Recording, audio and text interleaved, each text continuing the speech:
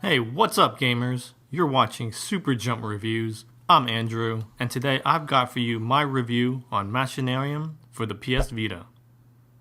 I think that's how you pronounce it. I've been reviewing games for about a month now, and I just feel so fortunate to be able to play games with some of the best visuals. Machinarium is no exception.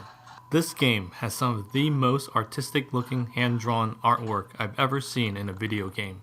Characters and environments are gritty, but display some of the most clean and crisp looking lines I've ever seen in a hand-drawn game. You can tell a lot of thought and care went into creating the visuals.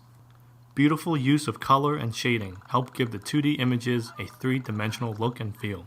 Little subtle touches in the backgrounds, such as steam rising from the pipes, water dripping down from the ceiling, and flies hovering around a trash can, help to enhance the mood and atmosphere.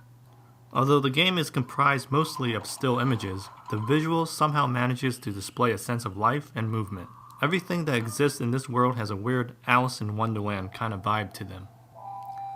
A lot of the artwork is comprised of machinery and metal, but thanks to the extraordinary musical score, there is a soft and soothing quality to them. Beautiful classical pieces of music help give the visuals a sense of calm and serenity. In my opinion, the music almost gives off a sort of Neo-Tokyo kind of setting, if that makes any sense. The game is very relaxing to listen to.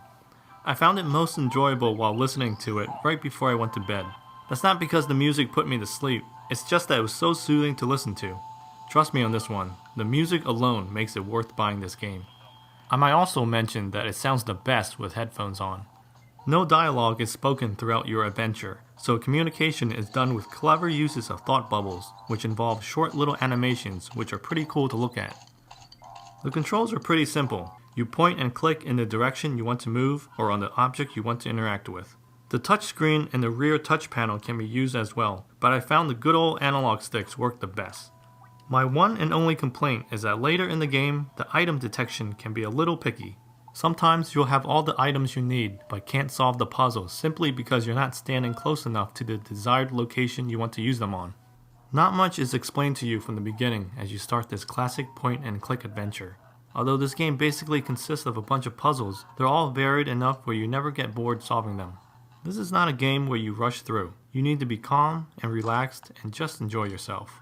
Take as long as you want with the puzzles because there's no way to die. At least not that I know of. If you get stumped on a puzzle, there's always a quick little tip you can get at the top right of the screen. If that's not enough, you can also play a mini side-scrolling shooting game, which reveals the entire solution to the puzzle for you through a comic book drawing. But trying to figure out the hints they give you is almost like a puzzle in itself, as they are not always clear on what you actually have to do. Just because you are given the solution to the problem doesn't necessarily mean you've solved the puzzle, so take that into consideration. The small Vita screen can also make it difficult to see some of the solutions given to you, as the comic book drawings can be hard to read. The difficulty ramps up significantly when you enter into the city and have to backtrack to different areas to solve puzzles. One small complaint I have here is that every time you leave an area and return, you have to redo the side-scrolling minigame again to look at the solution to the puzzle. This didn't bother me too much, but I thought I should mention it.